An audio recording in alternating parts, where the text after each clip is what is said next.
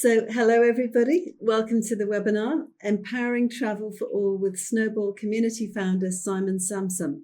I'm Julia Charlton, Chair of the Commonwealth Chamber of Commerce, and it's a pleasure to have you join us as we continue this great conversation on accessibility and inclusion.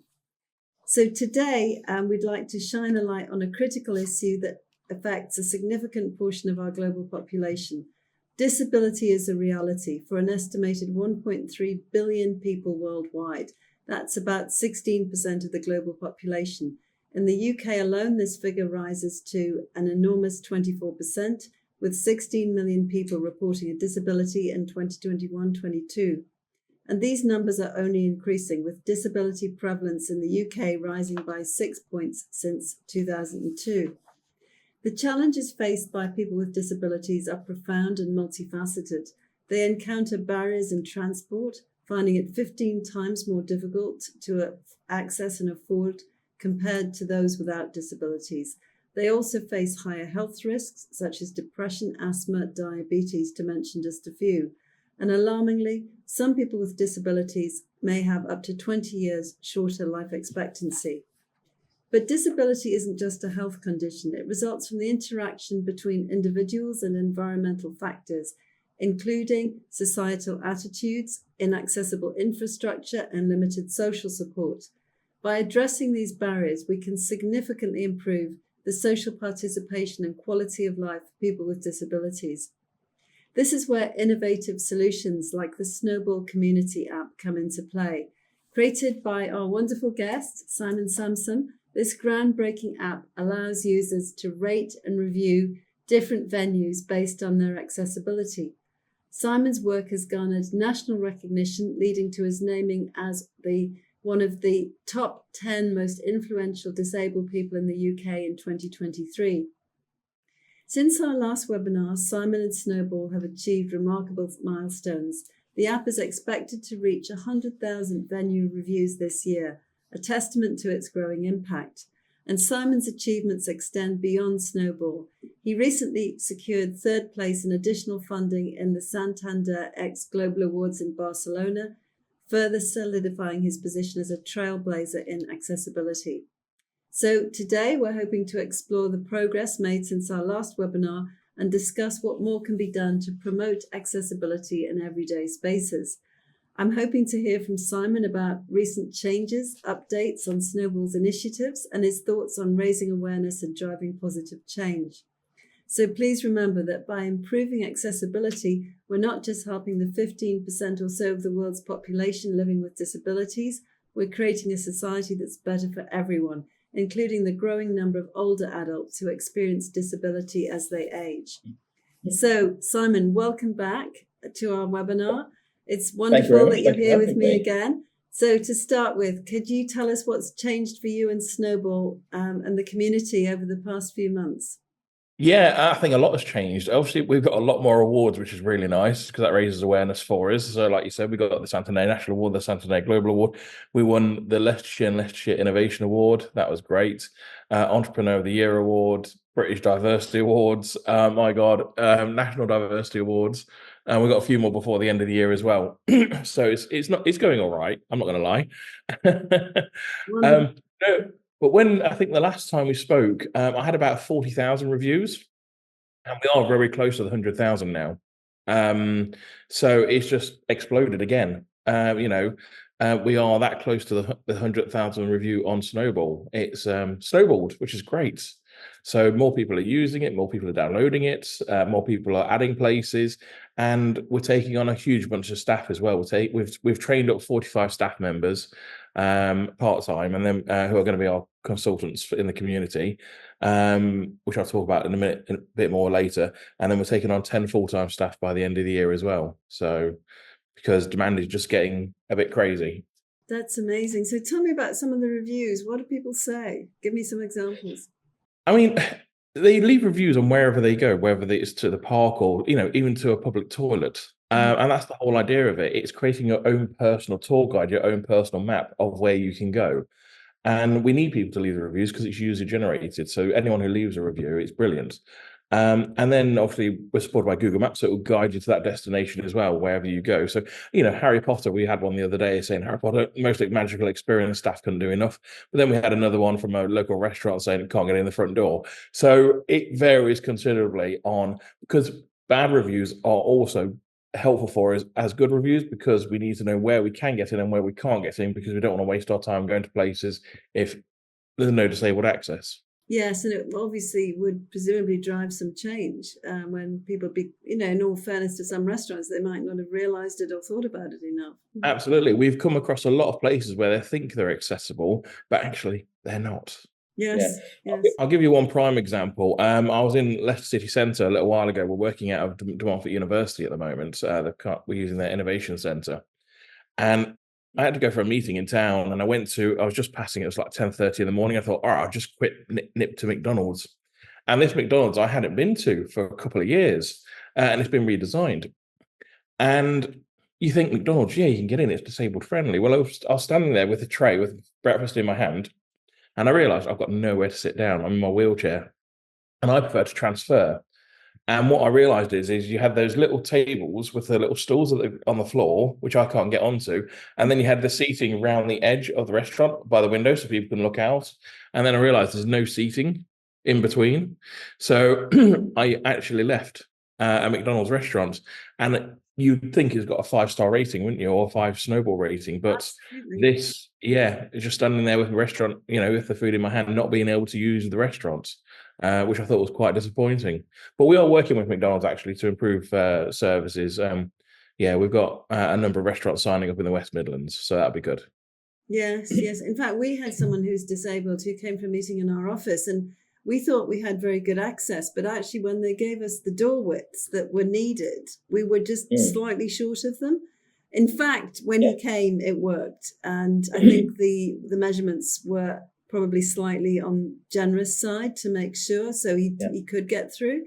But we thought, oh my goodness, we thought we were fine, and we're not, because there was a door width which didn't look like it would work. Yeah. I mean, I've been to a hotel where I've booked an accessible room, but they've got 80 steps going into the hotel. No, we're not as bad as that. Yeah. Or the best one was a Premier Inn, and they had automatic doors going in, and the lift going up to the floor, but then they had those double doors coming out like that and I can't do those double doors. I can't pull them because I need to control my scooter or my wheelchair, so I can only do one door at a time. So it's just little things like that make a big difference. Absolutely. Yeah. Well, congratulations again on your success with the Sounder X Awards. So can you tell me more about them and what they mean for Snowball? And how's it impacted you? I think the biggest one was the Santander Global Awards in Barcelona, which you mentioned earlier. I mean, I didn't know what to expect. It was by far the biggest event I've ever seen in my life. To say it was on a massive scale was an understatement. It was a stand, it was a stall in a mobile phone event. But you had at the event, you had flying cars, you had walking robots, walking dogs, you had 3D walls, you had every major tech company in the world there, from Huawei, Google, Microsoft, putting on displays.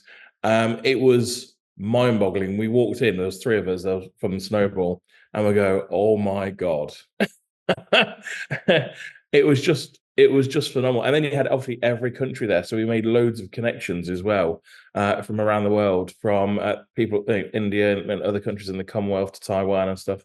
And it was mind-boggling how on the global scale it was. And I'm this tiny little itty bitty company in the UK. Well, it sounds amazing. It sounds really worth going to.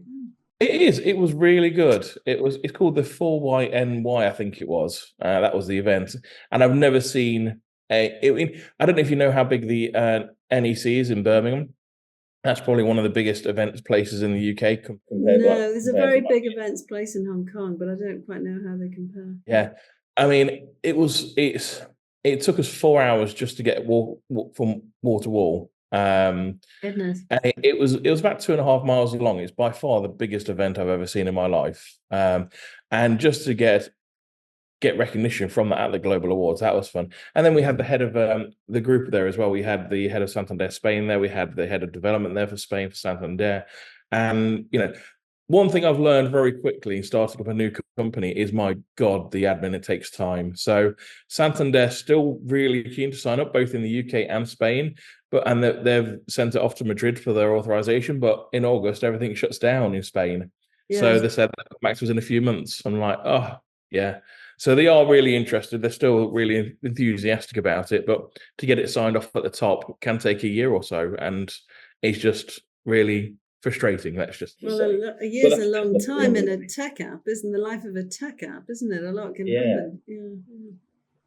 Yeah. So when you get this award, what will it be worth, and how would it help you to scale? When I got the award, or how did we can go to companies and say we've won a global award. I mean, what's better than that? There's no cash element to it, is there? There was it's minimal. It's €10,000, which I'm not going to snip at. That was quite nice. But when you say you won a global award by I think it's like the second or third biggest bank in the world, people sit up and take notice. Yeah. So when you send an email to other companies like HSBC, who we're in talks with, say, look, Santander are signing up. We won the global award in Barcelona. You might want to take a look at us. It was quite nice, and that helped us go on to other awards like the British Diversity or the National Diversity Awards and Innovation Awards, and it kind of opens doors for us.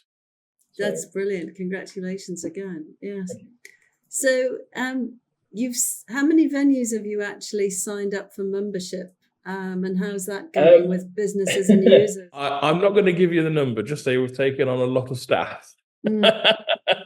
Because obviously once McDonald's come on board, once Santander come on board, we're looking into the thousands, of course. Yes. So we're preparing for that. That's what we're doing at the moment. Yeah. So we are looking at taking on tens of thousands of places, but it's getting there. Is that a tech challenge for you? Do you need tech advancements and updates? Well, the issue is as well, because Santander Spain want to sign up as well, and they've got 2,000 branches across Spain, we're going to have to do recruitment across Spain as well. So we've got 45 staff members just to cover the UK, and obviously Spain is twice the size of the UK. So in the UK, Santander, to give you an example, have about 500 branches, which we need to assess. Spain have 2,000. So not only are we going to take on about 100 staff in Spain, and once Santander come on board, all the other banks, Metro, HSBC, and all those will come on board as well, and hopefully some supermarkets as well. It's just we need to do training over there. We need to make the assessments are in Spanish. We need to make sure we need to get a proper translator in to do all that kind of tech stuff for us as well.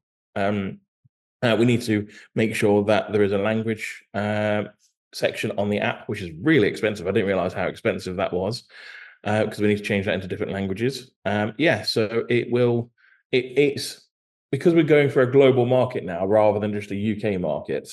It's throwing up a few technical issues, I'm not going to lie, but it feels like it's moving forward. It's a more positive thing as well for a global. It's getting prepared for the global markets, which is fantastic, because that's what we need. And we're a new company and we're learning as we go. Absolutely, that's always the case. And often, new companies pivot a bit. You might end up doing something slightly different from what you start with. That can happen. Very much so, yes. Yeah. So do you have people who are looking at the reviews and moderating them, or how does that work?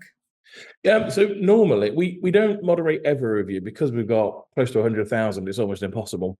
However, if there is someone who sees a review and they're not happy with it, they can report it immediately. There's a button on there. You can just say report this review, or it's not accurate, or the address is wrong, or whatever.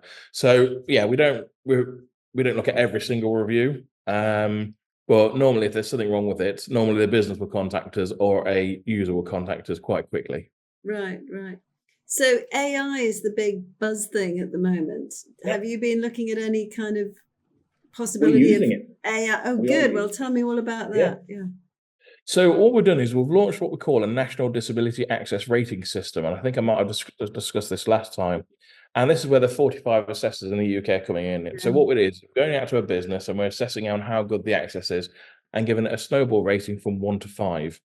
And this is similar to a food safety hygiene certificate. But what we're also doing is we're doing a recommendations report, and this is where AI come in. So if on our report, which is all done online on an app or a laptop, and we go out to, I don't know, Santander, Leicester, for example, and it says you don't have a hearing loop, it will put on that report and turn it into a graph as well on which ones don't have hearing loops. So not only can we find out how many don't have hearing loops, we can also see which ones need hearing loops, but also needs recommendations for hearing loops, and then it can order the hearing loops as well automatically. So we're using AI in background to produce a recommendations report, but also groundbreaking statistics on accessibility as well, for charts and graphs, so we can see. So we test pilot this a couple of weeks ago on KFC and all the KFCs in Leicestershire, which is 14.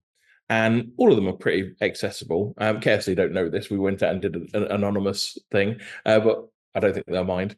And all of them got 5-star Snowball ratings, because we're looking at, can you get in? Can you order food? Can you get comfortable? Can you use the toilet? That's the basic service of a KFC. But on the report as well, it tells us which ones have automatic doors, which ones have hearing loops, which ones don't have hearing loops, which have braille menus, and so on and so on. So we can identify not only each one, but also produce a statistic of the whole of Leicestershire on which ones need improvement for the customer base as well. So that's why we're using AI to create that graph and charts and the reports to help businesses improve their services to their customers. Great. Are you going to tell KFC Leicestershire about this? This was just a test pilot for it, so no, probably not. Although they might find out now. But if all of them have got 5-star Snowball ratings, well, they might want to put that in their window or something, mightn't they? Yeah. So we were talking to an Indian entrepreneur recently who has an eyesight disability, and he was talking about accessibility of websites and how easy they are to navigate for someone who's blind or partially sighted. And I was thinking that your app at some point could move on from the physical to the virtual world, actually, and websites and something. Is that something you envisage might happen in the future? Potentially. We did look at this when we actually launched the app, and when we did the research for it, so we had some volunteers to test the app. And we have been looking into this. We've been speaking to a company called Accessibility in America, who do a layer on the website. So they don't do it on the apps, unfortunately, but they do a layer so people with visual impairments can use the app. Can use the website. And what we found out very quickly from these 211 volunteers who came forward, we asked for people with various disabilities, is they've already got things installed on their phones to help them visualize. I mean, it is improving all the time, but we are in the next year or so, it is on our radar and it is in our business plan to incorporate help people with visual impairments to use the app. And actually, we've got someone testing it at the moment because they use Google Maps to get around. Her name's Abby. She's visually impaired. And so if she clicks get directions, then it will, because our app directs you to your location on where you want to go, it will switch over to Google Maps, and then it will verbally direct you and visually direct you on how to get there. So we have incorporated that to help people with visual impairments access the app, but also send them in the right direction as well on how to get to that place of their destination. So it has some visual impairment assist, but not complete full visually assist, because I guess I was thinking about a sort of broader thing in the much longer term, possibly, that your app might even recommend or help people to navigate websites, which are the best websites for disabled people. Yeah, absolutely. There's no reason why we can't do that in the future at all. Again, there are surveys out there that have come across this that can tell you which websites are more accessible and which ones aren't. But I'm hoping that we're going to cover the whole basis of every disability in the future, or majority of disabilities in the future, like visual impairments. Yes. It's are there any other updates that we should be excited about at the moment? So we are doing a filter system. We're implementing that. That's going to take about a month. So what's going to happen is say, for example, you go to Poole in the UK or Hong Kong, and you can select where you want to eat, travel or tourist destination, whichever one it wants, and then you can select the grading accessible or very accessible. So you can get rid of all the others that are, say, because ours is not accessible, somewhat accessible, very accessible, fully accessible. So you can select the top two. So you can only go for places that are fully accessible or somewhat or mostly accessible, and then you can get rid of the rest. So it means you'll be very comfortable on when you go out to these locations and you want to explore these locations. So we're introducing a filter system to help people get around a lot easier, because if you have a look at the photos and we select a city, I mean, London, there's 10,000 reviews on there, and it gets a bit jumbled up together. Overwhelming, yeah. It's a bit overwhelming, so we are putting a filter system on. Great. Yeah, sometimes too information is worse than too little, or about the same. Yeah. So tell me, are there any particular lessons that you've learned in the last few months that you would like to share with other aspiring entrepreneurs? Yeah, I mean, you are going to come across challenges. There's a number of things, actually. One, you can't do this alone. Whenever you can take on staff or employees and you've got the finance to do it, please do it as soon as possible. Yeah. Because, before this, I was working 20-hour days for like a year and a half, and it was just killing me. And now I've got staff. Oh, it's so nice. Well, except you have to manage the staff. Managing the staff's a lot easier than managing the workload. Yeah.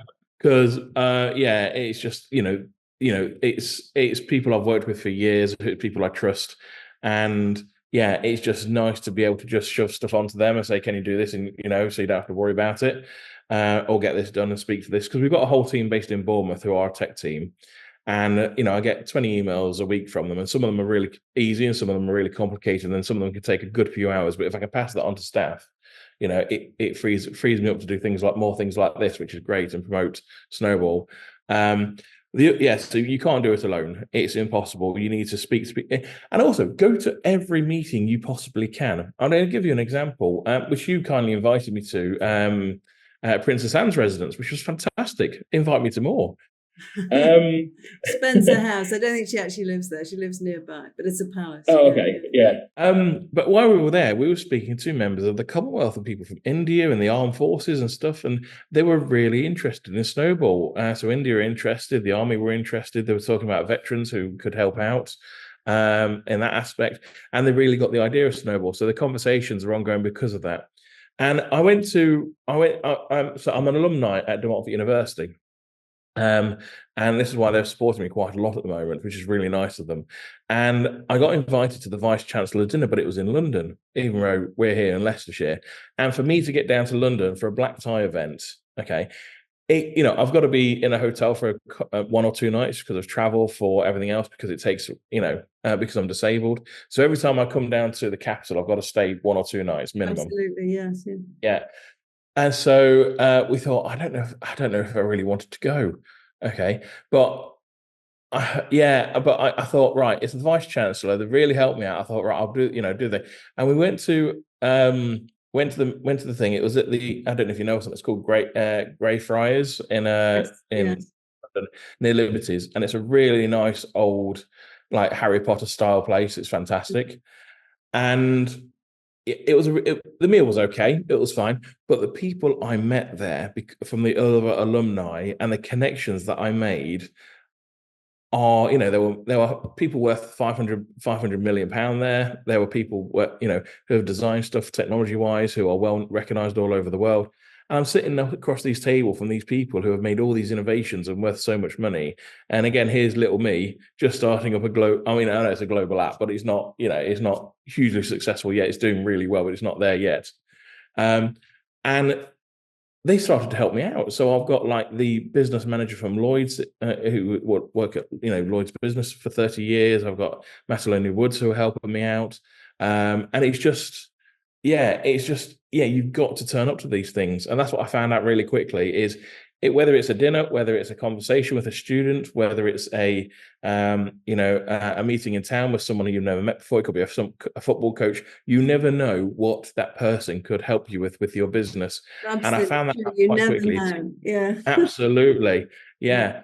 And so go to every meeting, especially for the first few years while you're still pre-revenue. And you spent £100,000 in debt trying to get the app going.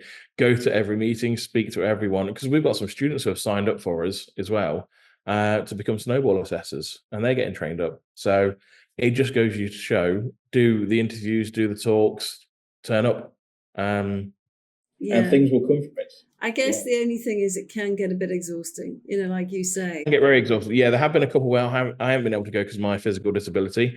But if I can go, I will do. If not, I'll send a representative of Snowball. Well, I'm sure everyone wants to talk to you though, Simon.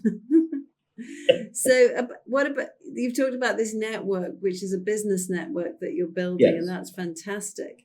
But are there any other resources or community resources or support systems which you're finding helpful? Yeah, so I've been on to I belong to, on Facebook. There are accessible groups in the dozens, whether all over the world, whether in America or the UK or Australia or Hong Kong. You got wheelchair this and accessible that and all these, and there are so many people asking for help on the social community pages.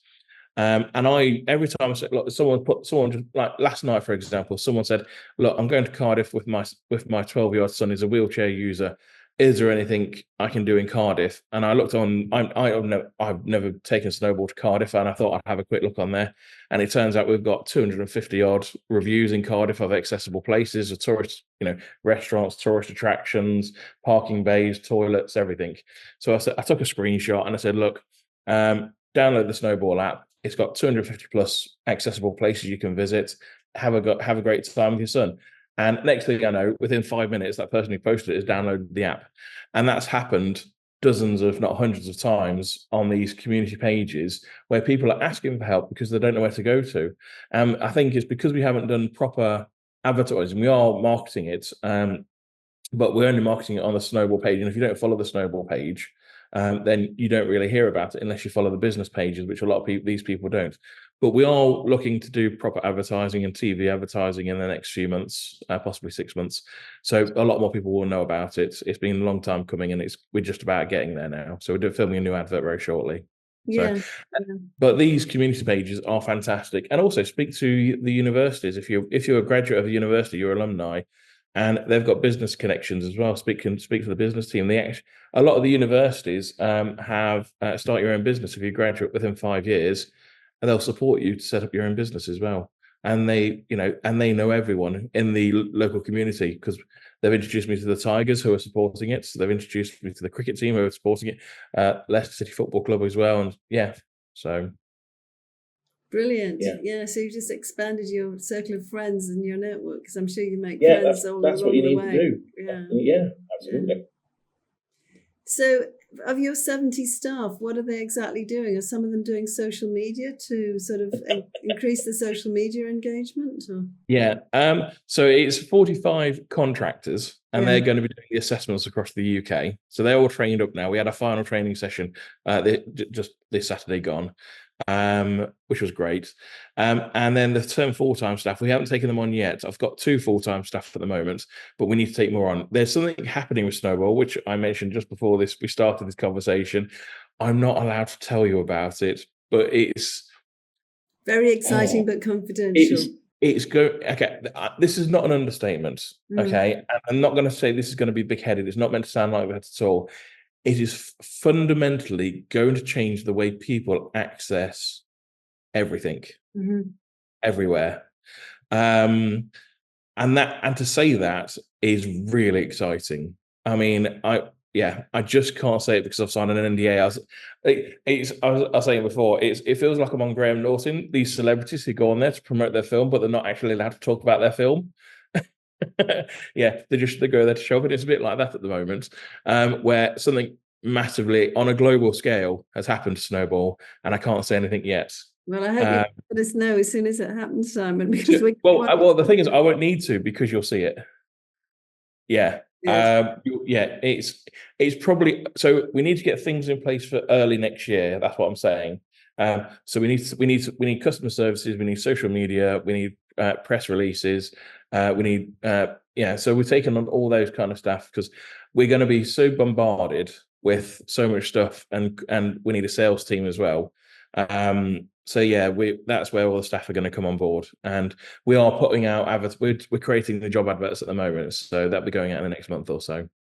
Amazing. That's great. And are you hiring disabled people as well as able people? Yeah, absolutely. Yeah, we've got a lot of Paralympians as well who have signed up to the snowball as well. So the 45 contractors are mainly people from the disabled community, mental health issues and learning disabilities. And I specifically wanted that because they're the ones with the knowledge and lived experience. Yes. We are taking on people without any disabilities. Funny story is my nephew and my stepfather have signed up. My nephew is is doing his master's now, but he's been with me all pretty much for a long time, going out into the community. We're very close, and he's been with me for 10 years. So we are a very close family. So he knows what it's like to go out, and he goes out and looks for accessible stuff as well. So he got trained up on that. I didn't have anything to do with the recruitment process. That was completely done independently. They had to go through the interview process. They had to do the training and everything else. And so it would have been very biased of me to get them signed up. But no, they applied individually. They went through the recruitment process. The recruiters didn't know who they were because that's the only fair way of doing it. And yeah, they were fully trained up about a month or so ago, which is great. They cover the whole of, so now they cover Nottinghamshire, Derbyshire, and Leicestershire. So will you be offering internships at any stage? Yeah, we are actually. We are working with De Montfort University, who are going to be supplying us with interns who can come and do work experience. De Montfort University, and I think similar universities, and this is where businesses can get support with this, De Montfort University will actually pay for 6 weeks full-time staff for your interns. So they pay their students about £10 an hour for 6 weeks, which means it doesn't have to come out of the business funds. That's fantastic. Yeah, most universities in the UK offer this. It's called the Champion Scheme, I think it is. And my colleague is dealing with that, and we're taking on some interns. That's wonderful. That's great. Yeah. So you mentioned the Paralympics. What about the Olympics and sport and well-being and accessibility? Do you have reviews on the Olympic venues? We're going to, because I'm going. Oh, you're going? Wow, tell me about that. Yeah. So we do have some. I looked at Paris, and we do have a lot of places in Paris that are reviewed, which I wasn't aware of again. But we don't have reviews of the Olympic places yet because the para teams aren't there yet. They go in a couple of weeks. But no, I am going at the end of the month. I'm going to support our brand ambassadors, Hannah Cockcroft and Aaron Phipps. Hannah Cockcroft is the most successful Paralympian of all time, and Aaron Phipps is the wheelchair. I think he's the captain of the wheelchair Team GB team. So they're the defending champions. So Aaron's kind of got me some nice tickets for that. And I've also been invited to, you'll like this because I know I like, how I like a posh gig now.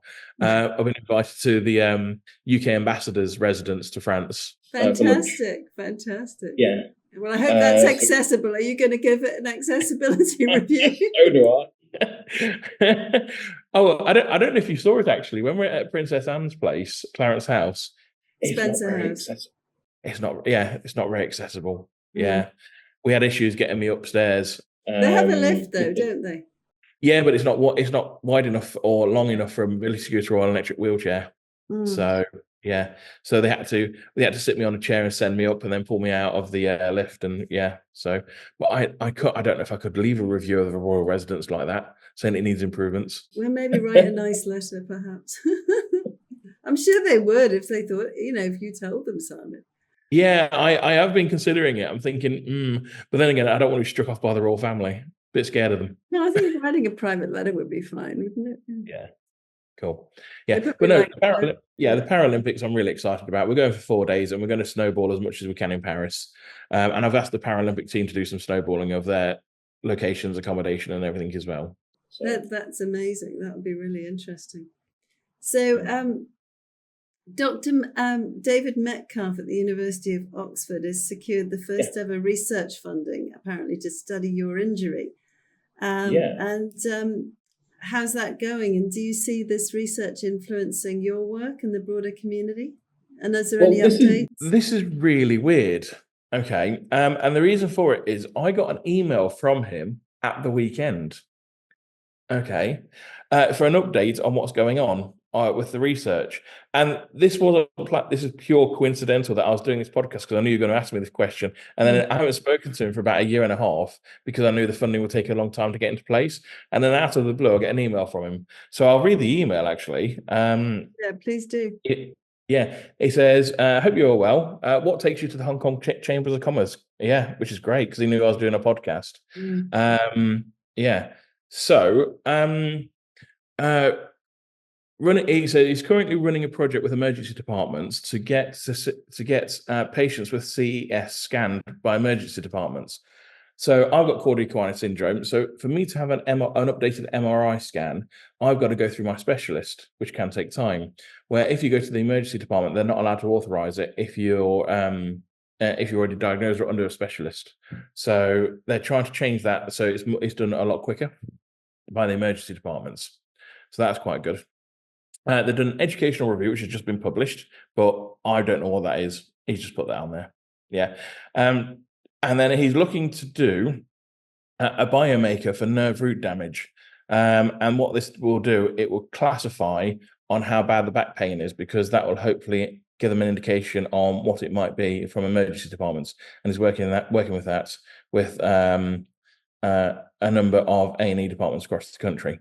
So it is moving forwards. It's not, I don't think they're close to any conclusion yet. But it sounds like they are putting things in place to try and improve it, fast track it, because hopefully once you've got Cauda-Equina syndrome, and it costs I don't know if you're aware of this, for compensation for Cauda-Equina syndrome, the NHS last year paid out over £350 million for misdiagnosis for Cauda-Equina syndrome, because it's the most misdiagnosed spinal injury there is. Goodness, and just raising awareness amongst doctors, but the clinicians who see you in A&E would make a difference, wouldn't it? Absolutely, yeah. Because I was misdiagnosed in A&E. I remember. And that's why I'm paralysed from the waist down now, because I was misdiagnosed. So it's scary. Yeah, it becomes a lottery, what the research doesn't is it? trying to do. So £1.4 million in research funds is a drop in the water compared to the £350 million a year it's costing the NHS.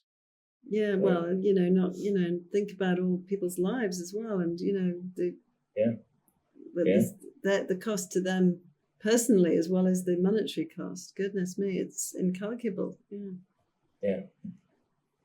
So, are there any mentors you've come across in this network that you've been expanding who've been particularly helpful? You mentioned De Montfort University. Yeah, so De Montfort, pretty much every department. I've spoken to almost every business department at De Montfort University. I did something called an acceleration course at the Innovation Centre. And what it was is there was a course of mentors, which will tell you on how to market, how to create things, how to publicize it, how user-friendly it could be. And they gave you basic business advice on how to do things. And I think while there were a number of people on the course who had influence, I think everyone on that course was a mentor for me, because that was a year's course. It was completely free of charge as well, which is great. It was 3 days a week. And that really helped me push the app a bit further at the university.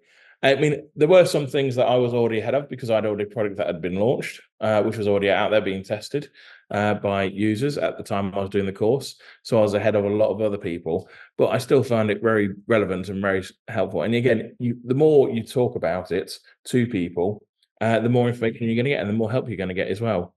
So I think De Montfort University have been a great help. And there's no real one individual. I think just the whole university on the innovation course and have been tremendous. That's fantastic. And how about you? You're very busy. Have you had time to mentor anybody else? I'm hoping to, not yet. When we take on interns, I think that's when the mentoring will come.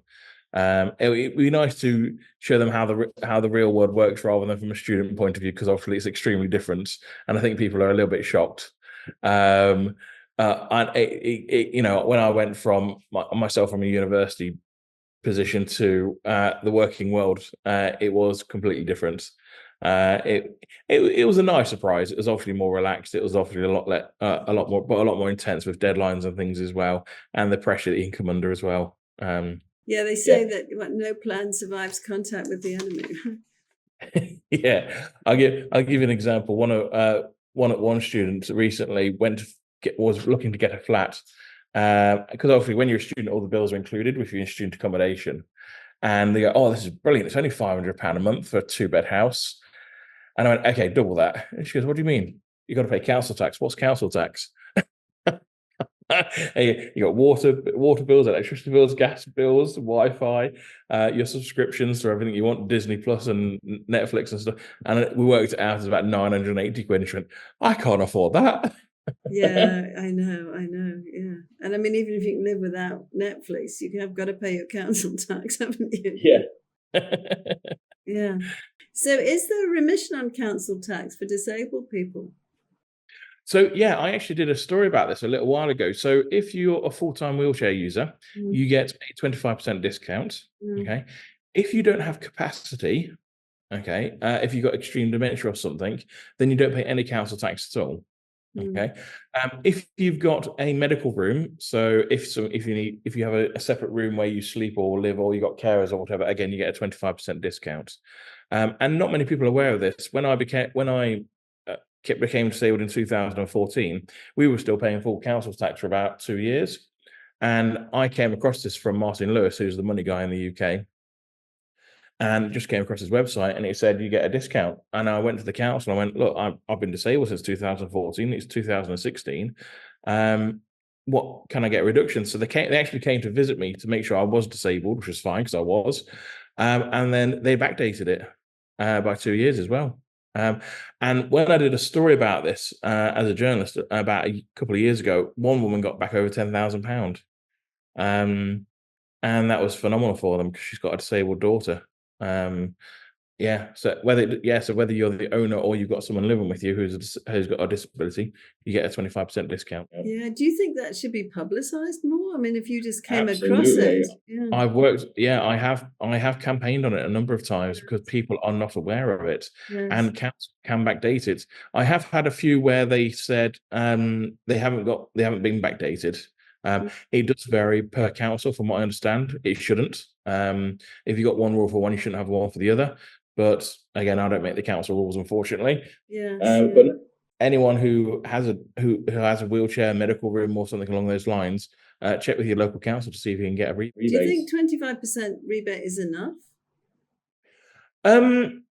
Personally, no, I don't think so. I mean, everyone knows that if you've got a disability, it's a lot more expensive on a daily living. I think if you've got a permanent disability like I have, I think it should be free. Mainly because things are so expensive. Just getting into town, you've got to take a taxi rather than a bus if you can't get on. I'll give you a prime example. And you're living in your own home. I mean, that's a huge commitment yourself, Absolutely. isn't it? And you're managing. Yeah. I'll give you an idea of cost for myself. So I'm going to Paris. I use a mobility scooter in the house and to get out and about. And when I met you in London, I was using my mobility scooter. That's my primary transport. In Paris and Spain, you're not allowed to use a mobility scooter on public transport. So for Paris, I've had to go out and buy a £1,500 wheelchair so I can just go to Paris for 4 days. Because the only way to get around Paris during the Olympics time is public transport. Goodness me. Yeah. So obviously you haven't expanded Snowball globally in any official way at the moment, but you've come across a lot of other countries along the way.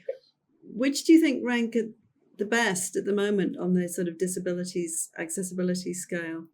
Just from your general impression. My general impression at the moment, I can tell you where I've been, which is so went to Florida, and that was great. That was fantastic. That was fully accessible. I had a friend who went Vegas, and they said it was 100% accessible. They didn't have any trouble at all. The worst place I've been was Mexico. I think it's still classed as a second world country, but I'm not 100% sure on that. But getting around there was an absolute nightmare. They just didn't do disability at all. Spain, I would say, is 20 years behind the UK in accessibility. They've got no rules and regulations. It's up to whether or not they want to do it or not. And it's up to personal businesses. France, I had a nightmare in France again, because the first time I went there, we drove over, and then I took my mobility scooter, and we couldn't get on any buses because you're not allowed to. And that's the same with Spain as well. I can't get the bus in Spain on my scooter, so that's quite poor. Where else have we been? Canada, Ottawa was really bad. That was Oh, really? That's interesting. surprising. Yeah. And the reason Ottawa was bad is because it was so steep. Yeah. So I was in a manual wheelchair, and and I'm a big chap, so my wife, Kate, was pushing me up and down the hills. Wow, And she that must be wasn't fit. But it's all. Yeah, yeah, absolutely. So we've been to dozen plus countries, but yeah, I think for me Mexico was the worst. Yeah, I can imagine. Yeah. So, what was your most memorable encounter on all of these travels you've been on? Probably Ottawa, actually. So as I said, I'm a big chap, and we had a little right. So I can't feel my feet because I'm paralyzed. So, however, Kate was pushing me. She lost control of me, and I went into some roadworks. Oh my And she goodness! was- Ripped off my toenail by accident. Yeah.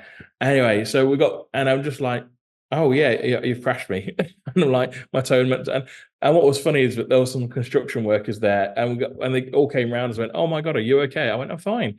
He goes, "Yeah, but your foot's bleeding like anything." And I went, "Oh, it's fine. I can't feel it." And the next thing I look at it, and my toenail's off on the Oh floor. my goodness, And, yeah. Simon! Well, yeah, they got it was they had a first aid kit and they bandaged me up. They were really nice about it. Yeah, so that was quite fun. But also, what was interesting, I know this probably isn't relevant to accessibility, is obviously Ottawa is the capital of Canada, Yeah. and I would say security is a little bit laxed, because what it is we saw what we thought was a shopping centre, and we went into the shopping centre in this building. Okay, and we're in the canteen and there's nobody there, but all of a sudden, all these military personnel and Mounties come in and stuff, and everyone's in uniform, and we're like, "What's going on?" And we're just looking around us, and all we're doing is, because they've got independent branches in the building where it is in the basement, like a Starbucks and stuff, and we just thought it was a high street, and we're actually in a classified government building, and we just wandered in. Well, that was certainly accessible. They should get a good rating, shouldn't they? So yeah, we're just sitting there, and Accessible. we're just sitting there eating poutine, chips and gravy and stuff, whatever it is. Lovely. Yeah. And all of a sudden we're surrounded by all these military personnel. They didn't care that we were there. It was just their lunch break, because they were all coming into the canteen. And we just kind of go, on the way out, we go by, and when the Mounties just look at us going, "Who are they?" That's an amazing story. Yeah, you're going to have to write some kind of memoir or biography about these years, aren't you, Simon? I think they didn't bother with us because I was in a wheelchair. That's what I think it was. It's the do we question the person in the wheelchair if they're legit or not? Yeah, how polite and Canadian. Yeah. Do you notice a difference in attitudes between different places towards disability and different? Oh yeah, absolutely. France was horrendous the first time I went. So we went to Euro Disney, and it operates on buses, and we didn't know that you couldn't use your mobility scooter. And so my scooter has about a 5-mile range, and we were 2 miles away from the main theme park. So by the time I get there, wander around and come back, it's dead within a couple. It's dead. You can't walk it. And we had to have a fight every morning with the bus driver to say we're getting on this bus. And in the end, he goes, no. And then Kate just put down the ramp, and we got on every morning. So that was interesting. Spain, again, are an issue because they don't allow you on public transport. So we got a car over there because we got a place over there, which is a real shame because we would like to take public transport as well. But again, this is why I've got no choice. I feel like, because I'm going international, okay, as a disabled person, it should be my right to choose what vehicle or accessible feature I use to get me out and about. And I feel like that I'm being forced to choose something I'm not 100% comfortable with because of the laws implemented by other countries. And I don't think that's fair. And I get why they're doing it, especially if you go to places like Mablethorpe, Skegness, seaside resorts, especially in like places like Benidorm. Scooters are second to none. You can rent them and take them on pub crawls and stuff. And so people see you. And this is where I honestly believe mobility scooters and things like electrical chairs should be licensable. You need to go on a training course and have a license for them, because people do take advantage of them. People are lazy. And it's giving people like myself who use it on a daily basis for an essential need to get out and about a bad reputation, because I have had people come up to me and go, "Why are you on that thing?" You know, because they don't see it as an essential medical aid. They don't see it as a wheelchair. They see it as a lazy fat man's thing to get around. Yeah. Yeah. No, you're absolutely and- right. That's a good idea. Yeah. Yeah, there is stigma against a mobility scooter, which I thought was ridiculous when I first became disabled. But unless you're sitting in a wheelchair, okay, you are not disabled if you're in a mobility scooter. They think you can walk, and I can't. Yeah. So it does feel like I am being forced to choose something that I'm not comfortable with. That really annoys me. Okay, I'm the one who's disabled. I know my limits. I should be able to choose what is best for me. Yes, and a scooter is much more maneuverable. You're more in control yourself, and so on. It's a very absolutely. different experience, the I would range- imagine. And the range is twice as good as any other electric wheelchair. Yes, So, that's interesting. Yeah. So tell me, what I know you've got an awful lot coming up in the next few months, but where do you want to be in a year's time without divulging any massive secrets? I think I'm pretty sure we're going to be the big. So we are, in the terms of locations, we're already the biggest disability app in the world. We've got almost 100,000 locations. In the terms of download, I think we are going to be easily in the top 10 of the most downloaded apps, definitely in the UK. Okay. Because of what's happening with the company. And I think from there, it's going to expand globally very quickly. I think once people realize how good the app is, and how user-friendly it is, and how many places are on there, it's going to grow significantly. And especially because we're talking to the Taiwanese government, we're talking to HSBC, hopefully in Hong Kong, we're talking to the Indian government as well. That it's just going to grow because people do want to sign up. It's just everything like with Santander, everything takes a long time. And I guess the US would sort of be a holy grail, presumably, of real absolutely. growth. Yeah. So how would you monetize it? What's the idea about that? Will you have advertising, or what model are you looking absolutely. at? I can't tell you too much, but we have a specialist marketing team who are going to be dealing with it. Yeah. And they can do targets on, we're going to do a new advert, new group of people with the ambassadors, of course, with Hannah and Aaron. And it's going to go on TikTok. It's going to go on Instagram, Facebook, or LinkedIn, all the rest.